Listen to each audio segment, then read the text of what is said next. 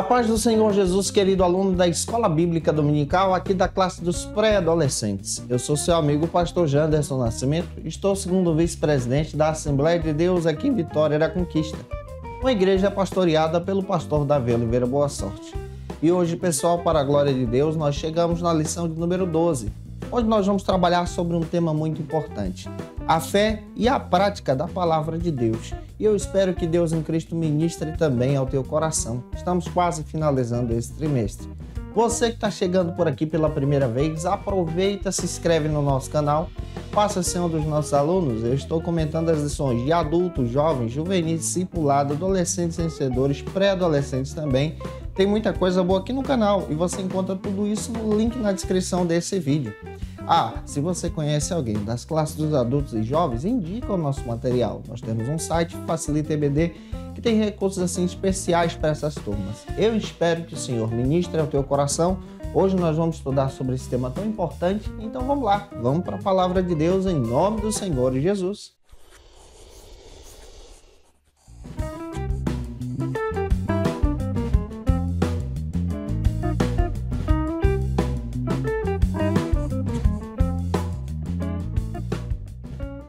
Hoje nós chegamos na lição de número 12, aqui da classe dos pré-adolescentes, onde nós vamos trabalhar sobre a fé e a prática da palavra de Deus. Para você iniciar bem a tua aula, você precisa iniciar por algumas bases bíblicas. A primeira base bíblica está em Lucas capítulo 6, versículos 46 ao 49. Também apresente o que a Bíblia diz, que está em Tiago capítulo 1, versículo 22.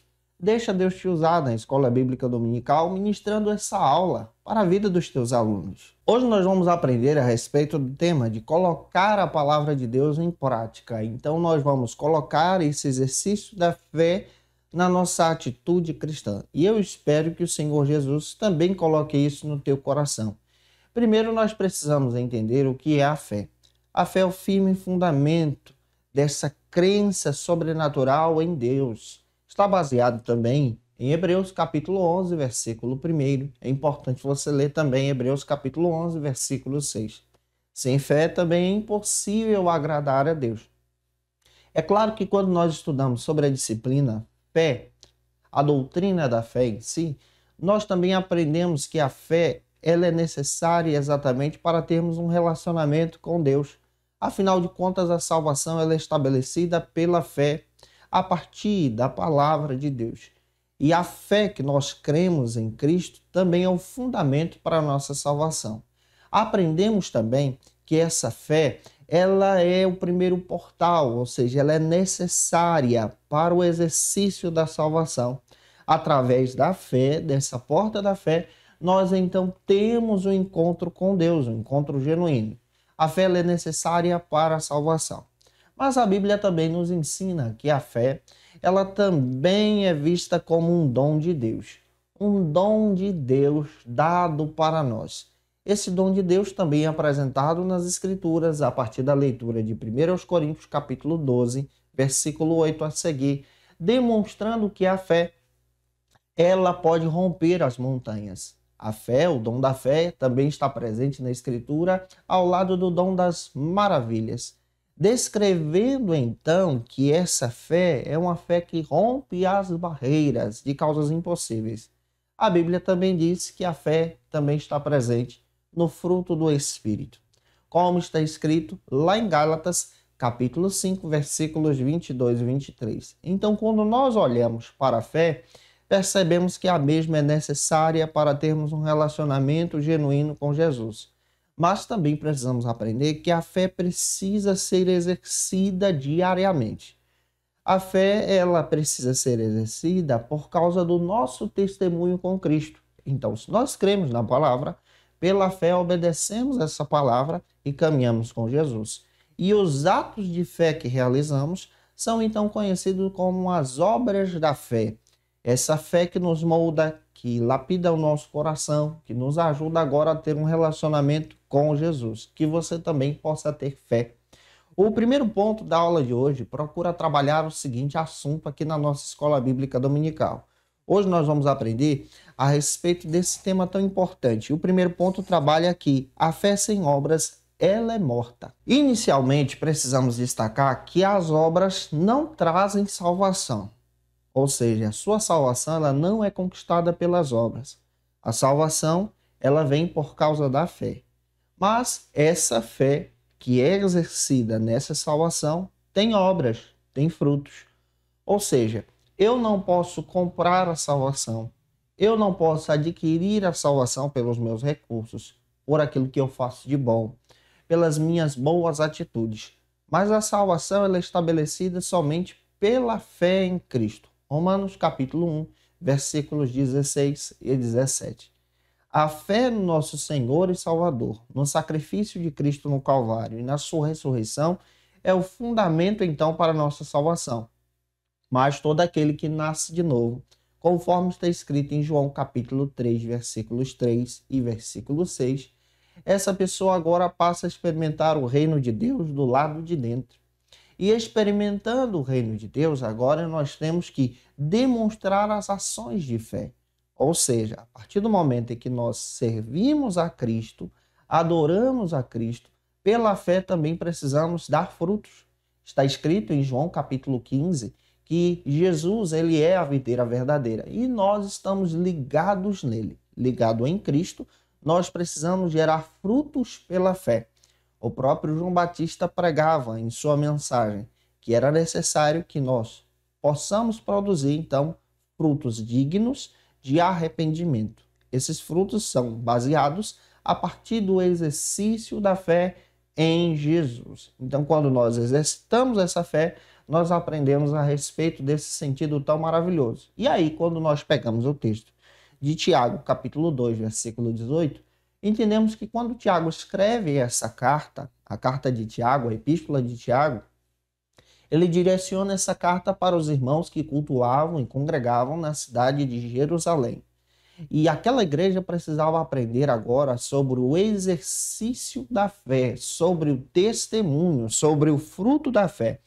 E aí nós aprendemos que o exercício da fé pelas obras, então, é totalmente diferente dos fariseus e dos religiosos do seu tempo. Também é diferente dos fariseus e religiosos do nosso tempo. Porque a partir do momento que eu declaro que eu amo a Jesus, eu vivo a partir desse amor, eu trabalho a partir desse amor, eu me envolvo com esse amor. E isso gera, então, frutos dessa fé que está presente em mim. Isso aqui é discipulado. É necessário também compreendermos que quando exercemos essa fé, a nossa velha natureza ela morre, para dar espaço agora para a nova vida. Romanos capítulo 8, versículo 1. Em Cristo agora nós temos uma nova oportunidade. Vamos detalhar isso com você. O primeiro subtópico trata sobre o seguinte assunto: salvo para as boas obras. Observe, nós somos salvos para exercer então as boas obras. Nós não somos salvos pelas boas obras, pelas boas ações. Algumas pessoas não compreendem que a salvação ela é um exercício da fé. Ou seja, entendem que a salvação ela é garantida por boas ações, por boas obras, a partir do momento que essa pessoa tem uma atitude honesta, se esquecendo que para ter a salvação é necessário ter um encontro genuíno com Jesus, ter nascido de novo, ter experimentado o reino de Deus que está presente no nosso dia a dia. Quando nós exercemos esse exercício da fé, então encontramos a Jesus. A fé ela trabalha com o sobrenatural. É necessário que eu tenha um encontro com Cristo através do arrependimento, pela fé, confesse os meus pecados e tenha um encontro genuíno com Jesus. Isso é importante ser explicado em sala de aula. As boas ações não trazem a salvação, mas a salvação traz em si boas ações.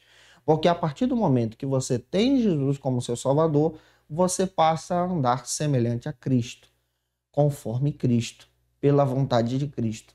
O próprio apóstolo Paulo, lá no capítulo 11 da primeira carta da igreja de Corinto, versículo 1, ele diz: sede meus imitadores, como eu sou de Cristo.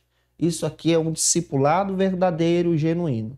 Olhando para a Bíblia, nós aprendemos a respeito da palavra de Deus, entendendo que a salvação é pautada somente em Jesus, quando nós reconhecemos que Jesus é o nosso Senhor e Salvador. Mateus capítulo 16, versículo 16 dá base para isso.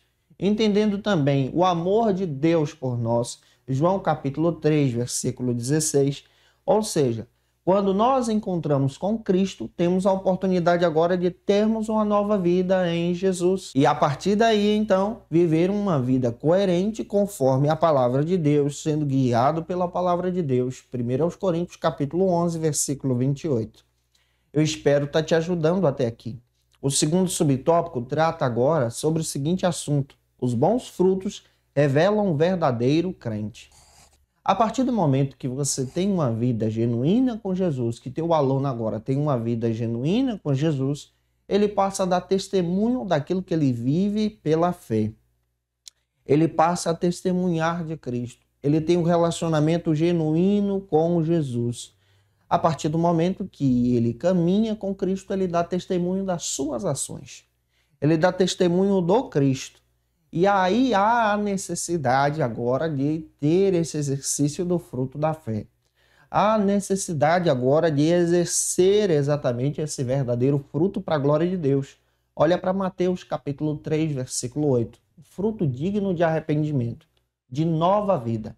Dietrich Bonhoeffer faz questão de dizer que quando nós temos um encontro com o discipulado de Jesus, com Jesus, a nossa velha natureza precisa morrer, para dar espaço agora para a nova natureza, a natureza do cristão, que leva sobre si a sua cruz e agora tem uma nova vida com Cristo.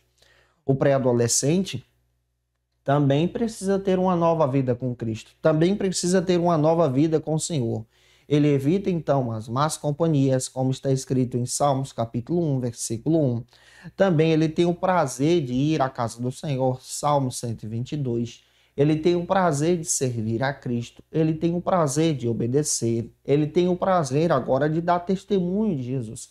Ele é diferente, porque o Espírito Santo de Deus habita nele, a graça de Deus trabalha nele, e isso faz uma diferença, sem que ele perca, então, a sua pré-adolescência. Ele pode brincar, ele pode ter relacionamentos de amizade saudáveis, mas a sua vida agora é guiada por Jesus. E uma vida guiada por Jesus dá o testemunho. Avançando então, que Deus em Cristo fale com você. O segundo ponto trata agora sobre o seguinte assunto: a força do testemunho cristão. O que é então o testemunho cristão? O testemunho não é uma pregação, observe isso. O testemunho não é, por exemplo, você falar de si, mas o testemunho é falar do que Jesus realizou na sua vida. O testemunho também não é uma discussão religiosa contra alguém, não é um debate teológico, mas o testemunho é falar do que Jesus realizou na sua vida. Você pode fazer um exercício em sala de aula. Como você pode trabalhar exatamente a prática do testemunho com os teus alunos? Em primeiro lugar, você precisa lembrar de como era a sua vida antes de Jesus, para entender então que é testemunho, mesmo que você possa ter nascido em um lar cristão. Todos nós precisamos ter um encontro com Jesus, ou seja, você precisa lembrar da sua vida antes de Jesus. Depois você precisa lembrar então do momento em que você aceitou a Jesus como seu Salvador, aquele momento em que você teve um encontro genuíno com Jesus e que você tem a certeza que Jesus agora habita no teu coração. Esse é o segundo momento. E em terceiro lugar, você precisa entender como está a tua vida agora. Isso é testemunho. Quem eu era antes, o que aconteceu e como estou vivendo agora. A nossa vida era uma vida que era guiada pelo pecado. Tivemos um encontro então com Jesus e a partir desse momento temos uma nova vida com Cristo. Isso é testemunho. Testemunho é falar exatamente da ação de Cristo no nosso coração, a partir da palavra. O primeiro subtópico do segundo ponto trata sobre o seguinte assunto: vivendo os valores então do Evangelho. A partir do momento que nós estudamos a palavra de Deus, a partir do momento que nós temos uma nova vida com Cristo para esse testemunho, os nossos valores agora são guiados pelo Evangelho. Isso quer dizer que a nossa cosmovisão passa a ser guiada pela presença de Deus. Quando você lê Daniel capítulo 1, versículo 8, você encontra um Daniel que era adolescente, 17 anos de idade, por aí. Você percebe que ele está na Babilônia, longe da sua casa, foi levado como escravo para lá. teve retirado o seu nome. Retiraram dele também os seus costumes. Ensinaram ele uma nova língua. Mas em Daniel 1:8 está escrito que, contudo, Daniel decidiu no seu coração não se contaminar com os manjares do rei. Onde foi que ele aprendeu isso? Daniel possivelmente viveu o avivamento do rei Josias. Ele possivelmente entendeu, estudou a lei. E em Levítico, a partir do capítulo 13 até o 18, ele aprendeu exatamente sobre como cultuar a Deus e sobre quais os alimentos não deveriam ser ingeridos. Ele aprendeu pela palavra de Deus, ele colocou isso em prática. E aqui nós aprendemos que Daniel viveu pela palavra, creu na palavra, colocou em prática a palavra e Deus honrou a Daniel. Quando você lê o capítulo 1, versículo 9, está escrito que então Deus fez. Quando nós agimos seguindo então a vontade de Deus e os valores do Evangelho, os valores então da palavra de Deus, passamos a dar testemunho de Cristo. E Cristo então vela por nós e nos ajuda agora a testemunhar dando esse exemplo. A Bíblia fala que nós cristãos precisamos dar o exemplo de Cristo, parecermos com Jesus. Que você também, o teu aluno, possa viver assim. Ser um exemplo de servidão, ser um exemplo de amor, como o exemplo de Cristo.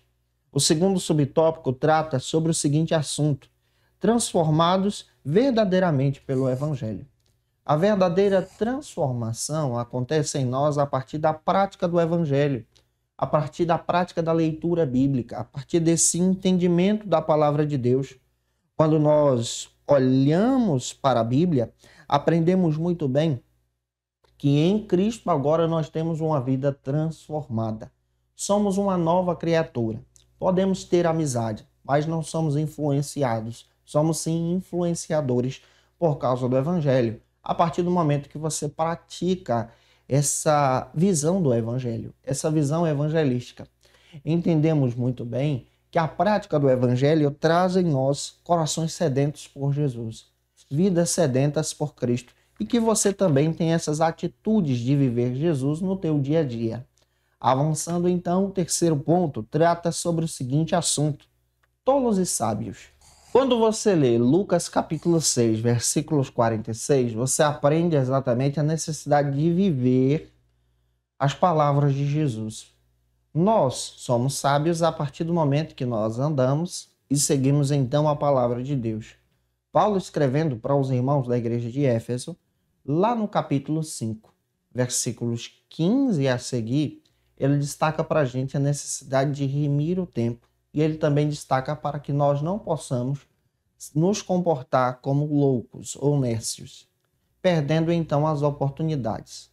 Mas quando nós estamos em Cristo, passamos a viver agora conforme a palavra de Deus, a vontade de Deus, o querer de Deus. Esse é o nosso papel como cristão. O salmista, escrevendo o Salmo 119, versículos 10, ele diz o seguinte: de que maneira poderá o jovem manter puro então seu coração? Ao mesmo tempo ele dá a resposta: observando e vivendo, conforme a tua palavra. Salmo 119, versículo 11, diz o seguinte: a tua palavra eu guardei ou escondi no meu coração, para não pecar contra ti. Quando nós andamos conforme a palavra de Deus, agimos como sábios. Quando desobedecemos a palavra e não temos um relacionamento com a Escritura, perdemos então esse foco e somos chamados pela Bíblia de loucos, tolos. O primeiro subtópico trata exatamente sobre o seguinte assunto aqui nesse terceiro ponto: construindo então uma fé sólida. Como é que você, discipulando em Jesus, novo convertido em Cristo, pode construir uma fé sólida? Você precisa estar diante de Cristo no discipulado genuíno. Uma fé sólida, ela é construída a partir da companhia de alguém que está treinando você para ser um discípulo de Jesus. Uma fé genuína é entender que Cristo morreu por nossos pecados, mas ele ressuscitou e agora eu tenho um encontro com ele e passo a viver essa vida de uma forma que lhe agrada. E como a Bíblia destaca o agrado de Deus? A partir do momento em que eu entrego a minha vida para Jesus pela fé, A partir do momento que eu procuro ter uma vida santificada diante de Deus, a partir do momento em que eu procuro ter uma vida genuína sendo um discípulo de Jesus, dando testemunho de Cristo, vivendo esse testemunho. A própria Bíblia fala de diversas pessoas que deram seu testemunho em Jesus com a fé sólida, ao ponto de Hebreus capítulo 11 ter uma galeria de heróis da fé. Esses heróis da fé eram pessoas como eu e você, pessoas comuns, mas que creram em Deus pela fé e pela fé caminharam conforme a vontade do Deus vivo. O último subtópico da aula de hoje trata sobre quando nós, então, ouvimos bons conselhos. O bom conselho da palavra de Deus é seguir a vontade de Cristo, é viver para Cristo, é se alimentar de Jesus, é ter uma comunhão genuína. Daí a importância de você ter momentos de leitura da palavra, daí a importância de você testemunhar do Evangelho, daí a importância de você ter uma vida com Cristo, passando então pelo verdadeiro discipulado.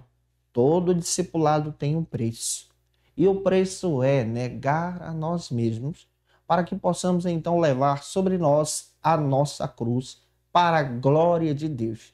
Eu espero ter te abençoado hoje em sala de aula. Se eu contribuir com você, deixa aí teu comentário, por favor, isso ajuda muito a gente. Tira uma foto, me marca no Instagram, segue a gente lá também, vou ficar feliz se você fizer isso. Eu já quero agradecer você que está com a gente durante todo esse trimestre, já tem coisa boa chegando aí no próximo, e eu conto com vocês aqui, vai ser uma bênção. E é claro também, você que está afastado, quer voltar para Jesus, tem um encontro com Cristo pela fé, escreve aí no comentário, eu quero voltar para Jesus. Ou então utilize seu celular com leitor de QR Code, escaneie esse leitor que está aí, preencha o cadastro que nós vamos orar por você.